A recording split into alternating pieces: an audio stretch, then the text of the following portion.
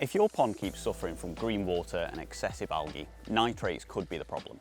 Nitrates are invisible, so it's easy to overlook them, but once you understand where they come from, there are some simple things you can do to keep them under control. I'm Jorge from Envii, we're down at the Envii pond, and we're going to talk today about what nitrates are and how to reduce nitrate levels in your pond naturally if they're too high.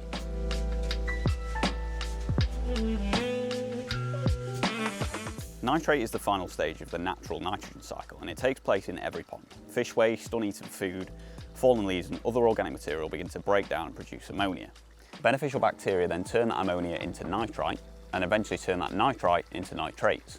Now, small amounts of nitrate are normal in a pond, but when too much of it accumulates, it provides a readily available food source for things like algae, blanketweed and green water. And it can just affect the overall balance of your pond. Now, because you can't see nitrates, the only reliable way to know if they're too high in your pond is to test the water. These are the Envii pond test strips, and these measure for pH, KH and GH. But more importantly, what we're talking about here is the nitrites and the nitrates, and they measure those as well. And they're really simple to use. All you need to do is dip the test strip in the water for about 2 to 3 seconds, remove it, hold it level, and then compare it to the colour chart on the back. Aside from looking at the nitrate and nitrite levels, testing your water on a regular basis can help identify any problems in the water that you might not be able to see, and then you can treat that problem accordingly.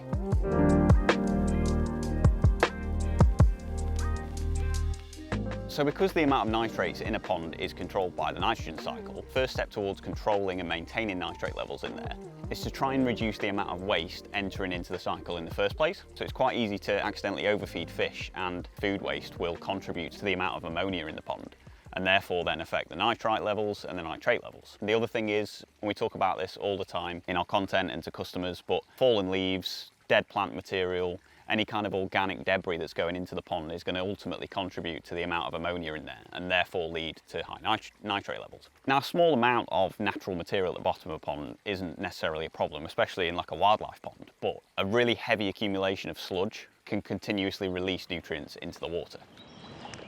So aquatic plants can also play an important role in keeping nitrate levels under control. So plants naturally absorb nitrates from the water. So oxygenating plants and submerged plants, like hornwort, for example, they can be really useful at absorbing some of that excess nitrate. But in general, the more well-balanced a pond is with different plants, there's going to be less excess nitrate in there to fuel algae. So it's a case of the plants kind of out-competing the algae.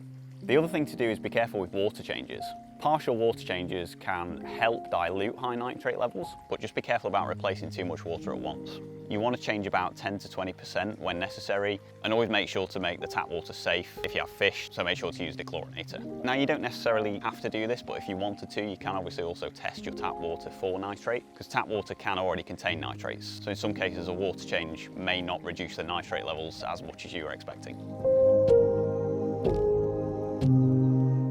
So all of those steps can help nitrates from continually building up to excessive levels. But if you have tested your water and it shows that nitrate levels are already really high, you can use a targeted treatment such as Nitrate Clear.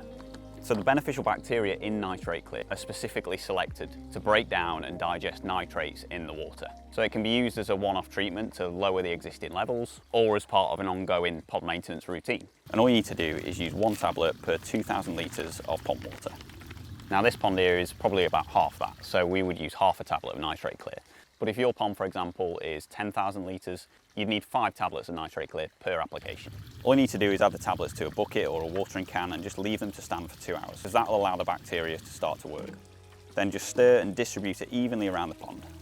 Now, Nitrate Clear will take a bit of time to work, but we'd recommend testing the water after a few applications. And if the nitrate levels are still high, you can reapply Nitrate Clear. It's not going to do any harm. All it's going to do is bring those nitrates down to a healthy level.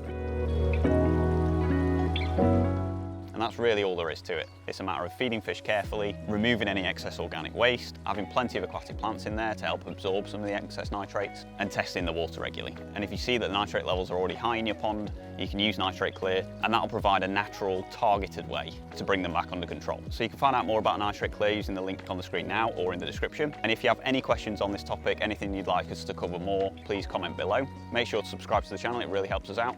And thank you for watching, and we'll see you in the next one.